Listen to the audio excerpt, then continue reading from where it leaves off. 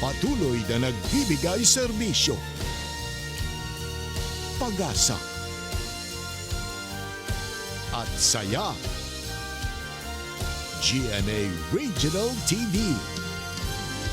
Kapuso ng bawat Pilipino.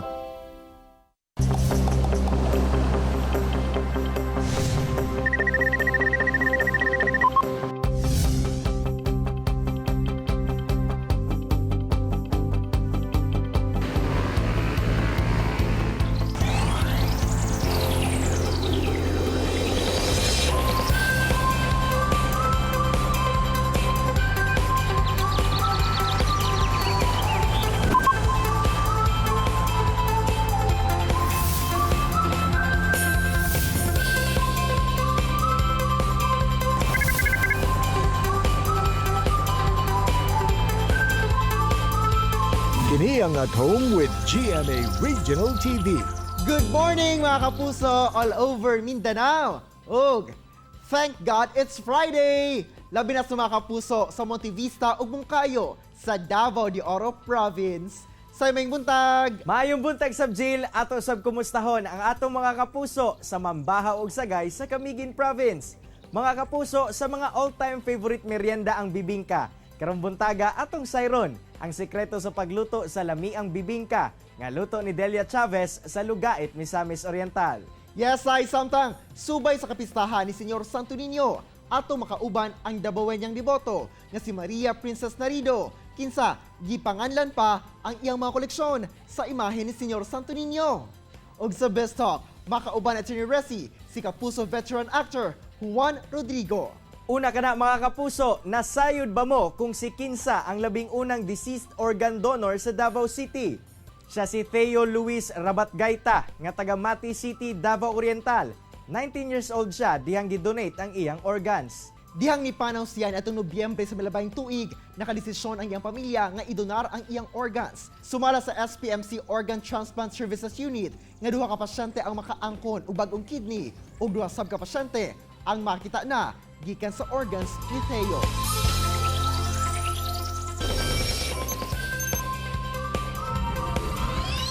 Mga kapuso, subay sa pagsaulog sa kapistahan ni Senyor Santo Niño ato makauban karong buntaga ang usa ka deboto dinhi sa Davao City nga si Maria Princess Narido ug atong sayron ang istorya sa iyang debosyon ug ang koleksyon niya sa imahe ni Senyor Santo Niño.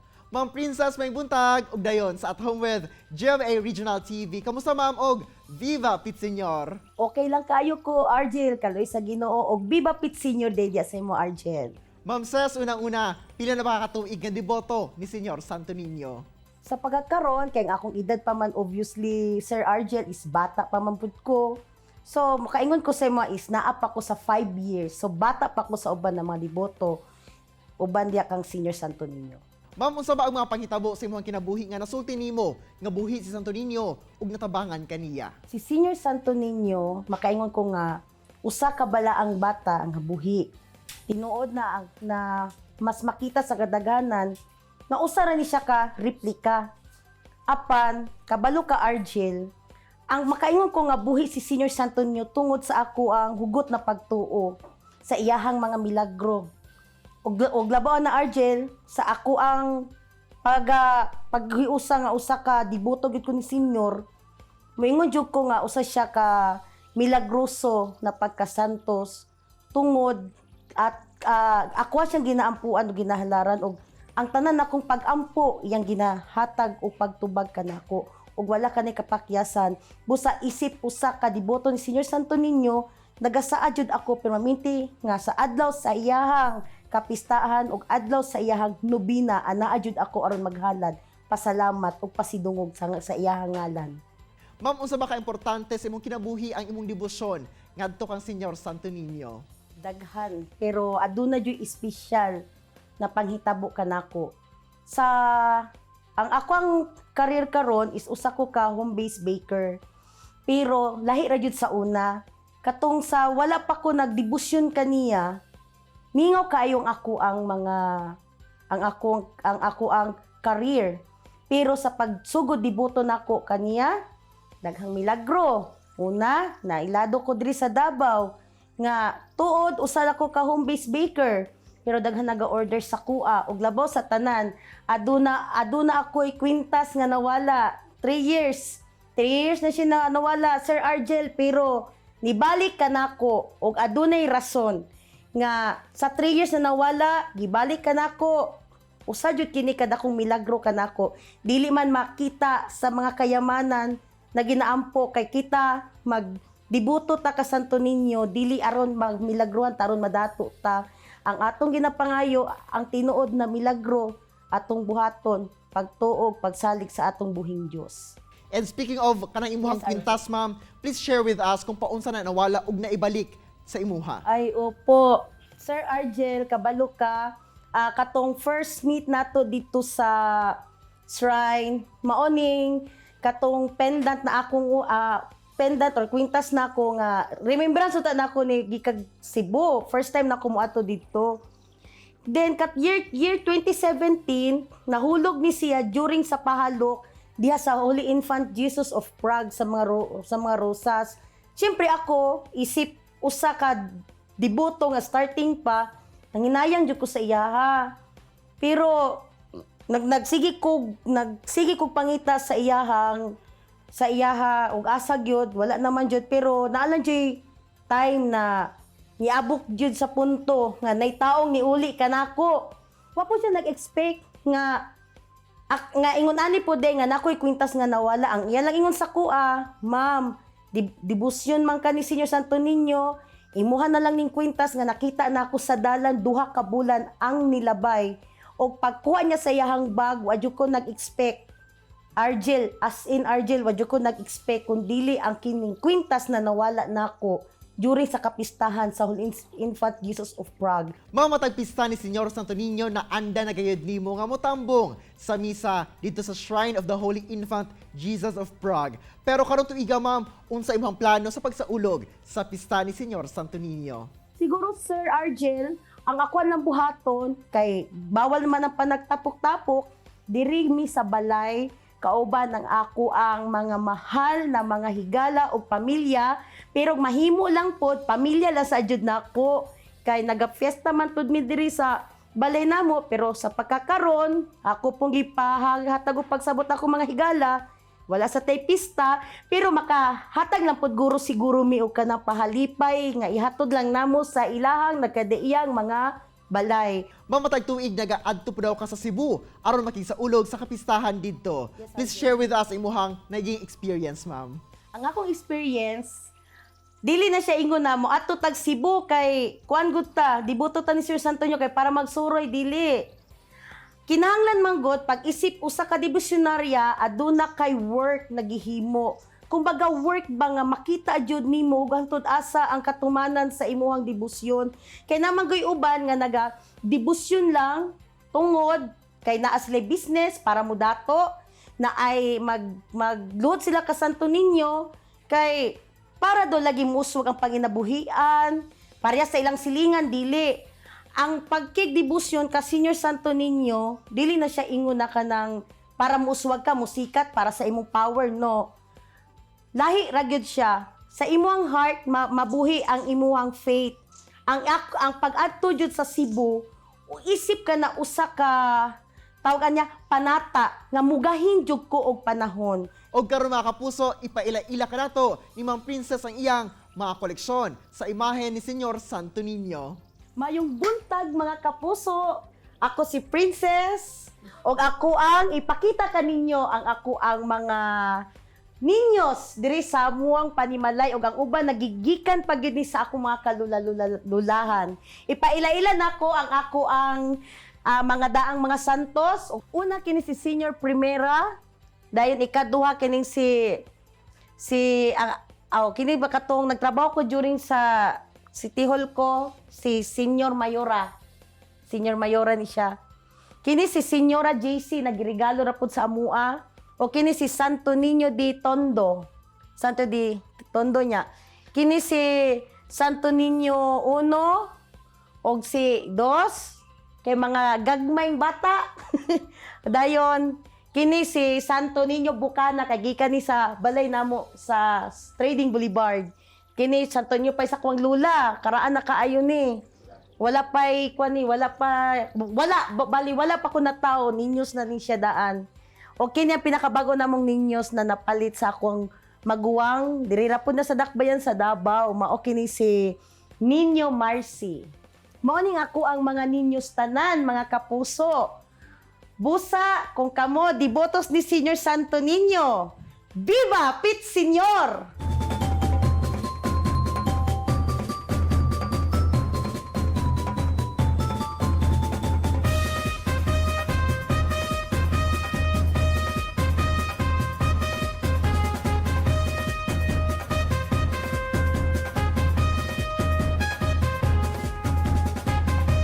Viva Pit Senyor og daghan kayong salamat Ma'am Princess sa imong oras ug higayon nga gihatag sa At Home with GMA Regional TV. Amping pirmi, ma'am. Kini ang At Home with GMA Regional TV. Best talk tayo ng mga kapuso, kauban si Attorney Resi Rizada. Resi!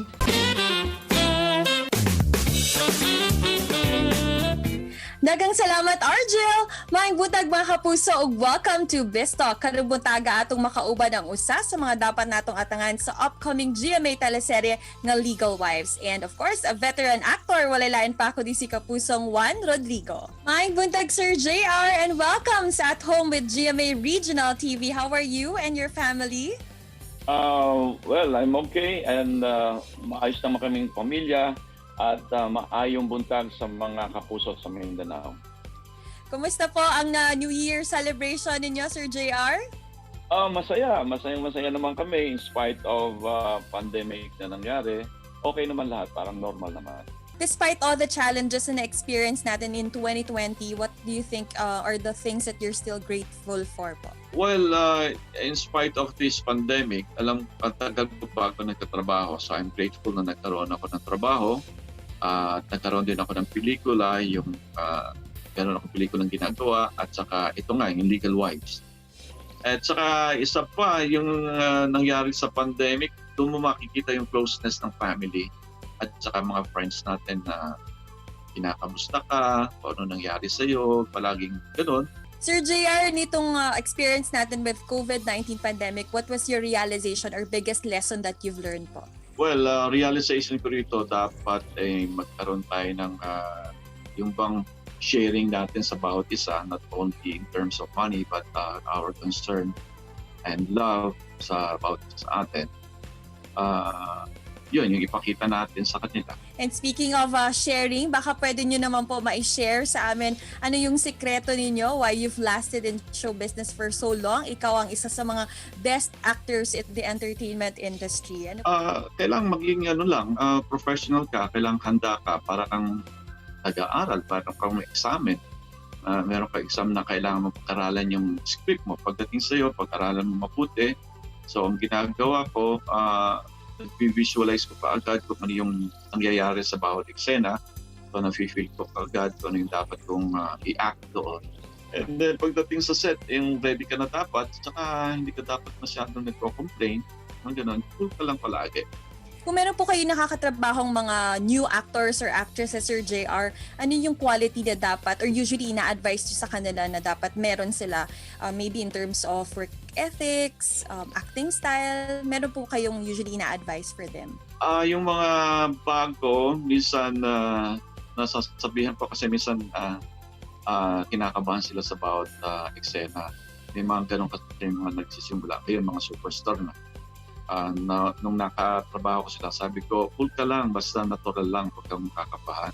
I'm sure they've taken your advice to heart. But like you've mentioned kanina, you're working now in your newest teleserye, Legal Wives. Ano po ang magiging role niyo dito, Sir JR? Well, role ko dito, Cesar, yung tatay ni Andrea Torres. So we're both Catholic here. Against ako kay Dennis Trillo na napangasawa ng anak ko dahil isa siyang Muslim. Na alam ko na mag-aasawa siya ng marami, so doon ako against. Dagan kayong salamat, Sir JR, and we wish you more success and of course, para din sa Legal Wives. Thank you very much!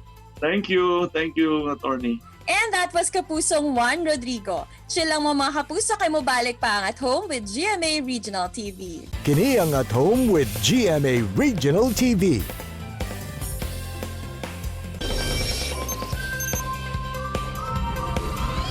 Mga kapuso, usas sa mga paboritong pagkaon natong mga Pinoy, labi na og ting merienda ang bibingka. O gani, diri sa probinsya sa Misamis Oriental, ilado kayo kining bibingka nga mapalit sa lungsod sa Lugait. Atong sayron ang sekreto nining special bibingka, kauban si Ma'am Delia Chavez. Ma'am Delia, mayong buntag og dayon sa At Home with GMA Regional TV. Kamusta, ma'am? Okay ra sir, may buntag sad. Ma'am, asa pud ba ka nakatuon nga muluto ni ining imong baligya nga bibingka? Ang apuhan man gud sa akong bana sir, taga Cebu. Sila ang nagluto diri sa Lugait yun, pinaka-permero. So kami nga pagka wala na sila, tigulang na sila, kami na pod ang nagsunod sa ilang mga proseso sa bingka. Kay ang bibingka gud nga ilang ginabuhat kanang simi mandawi, Cebu nga flavor ba.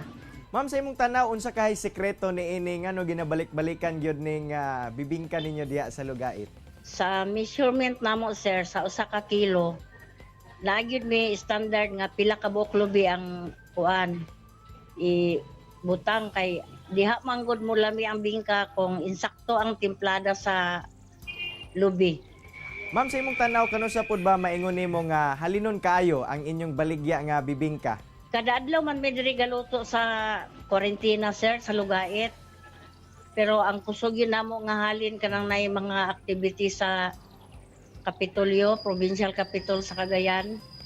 Kay mohalin mi dito og kuantag 20 kapin ang 20k ang adlaw. Basta nay mga okasyon lang pareha sa mga Kuyamis Festival. Diha among dako kayo nga halin dito sa Kapitolyo sa Cagayan. Pero sa matag adlaw, ma'am, pila kay bana-bana nimo average kita ninyo? Buhalin man mi og kuan kanang so 15 man mi ka member. Nagluto gid bitanan, mohalin mi og kuan kada isa mohalin mi tag 3,000. Ma'am, sa sobra 20 ka tuig nga pagpamaligya, unsa ba ang natabang ni ining negosyo nimo sa pagpamaligya og bibingka ngadto sa inyong panginabuhian? Sir, dako kay gikatabang ang bibingka sa among panginabuhi, sir. Kay daghan kong mga negosyo nga naagian pero diri ra ko sa pagkatuon ako sa bibingka o naobserbahan ako nga dako gyud ang gikatabang sa among panginabuhi, sir, labi na sa akong mga apo nga nag-eskwela sa college, nakahatag mig allowance. Og karon mga kapuso, ipakita kanato ni Ma'am Delia kung paunsa niya ginahimo ang iyahang iladong special bibingka. Nagpak kami og lubi para ipakagod.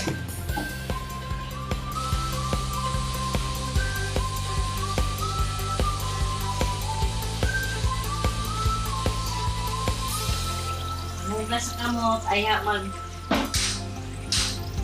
magkumot sa lubi. So, ibaban nga bugas, iya mo ang tubig.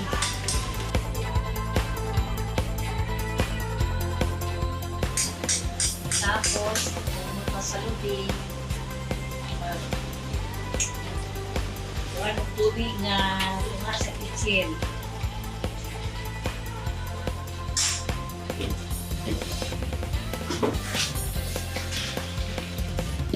Laba?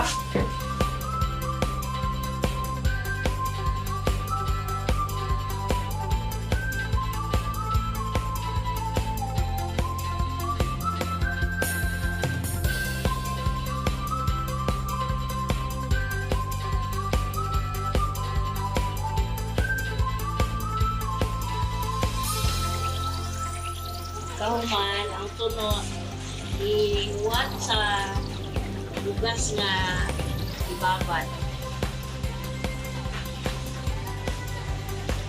Ayan, galing. Galing na ang bugas.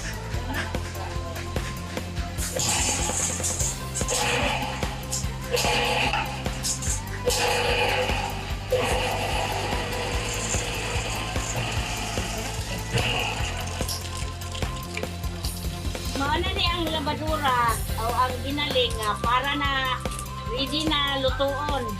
So magluto nami. Mainit na ninamo siya. Dayon, paglunod nami.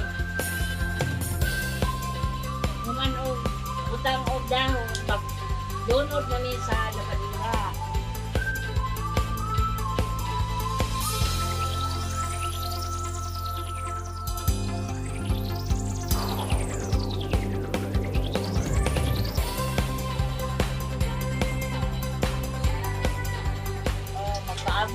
tag 5 minutes para maluto. Ito na nga mong gilunod na bibingka, so hauno na ninamo para baligyan na ni. So maghaon na mi, kay luto naman. Munang gihaon.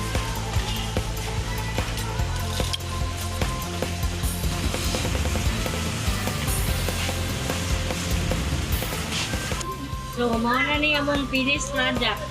Mani among bibingka sa lugait, nalamian kayo. Kung gusto mo tilaw, tilaw na mo, pwede na. Lami na kayo magmerienda og bibingka no, unya parisan pag yun og sikwate. Bitaw, dagan kayong salamat Ma'am Delia sa imong oras nga gihatag sa At Home with GMA Regional TV ug amping pirmi ma'am. Sa inahimo ng panata ni Maria Princess Narido, ang pagsalmot sa kapistahan ni Senyor Santo Niño isip usa ka deboto. Apan karon tuiga, magsaulog na lang kuno siya sa ilang balay, kauban ang iyang tibuok banay. Agyong pasalamat kay Senyor Santo Niño. Samtang Jill, aron masigurong lamian gayod ang bibingka nga baligya ni Delia Chavez. Ginasunod gayod niya ang standard nga proseso sama sa paggamit og maayong kalidad sa gata sa lubi. Sayog mga kapuso, veterano man sa entertainment industry, si Kapusong Juan Rodrigo. Apan, padayon gyapon siyang nag-learn sa iyahang matag proyekto. Ug ato siyang atangan sa upcoming Kapuso teleserye nga Legal Wives. Mga kapuso, unta na-inspire o nakakaton ka mo sa gishare sa itong mga bisita karong buntaga. Sama na lang sa panultihon ni Charles Spurgeon nga nothing teaches us about the preciousness of the Creator as much as when we learn the emptiness of everything else. Mga kapuso, makita pagbalik ang atong episode pinagi sa pagbisita sa www.gmaregionaltv.com. Huwag kalimot, mag-subscribe sa official YouTube channel sa GMA Regional TV. See you on Monday mga kapuso, ug always remember that God is good all the time. Ayaw sab kalimot sa pag-smile. Amping! Ako si Cyril Chavez. Happy weekend mga kapuso! Kinisab si Argil Relator. Buong puso para sa kapuso!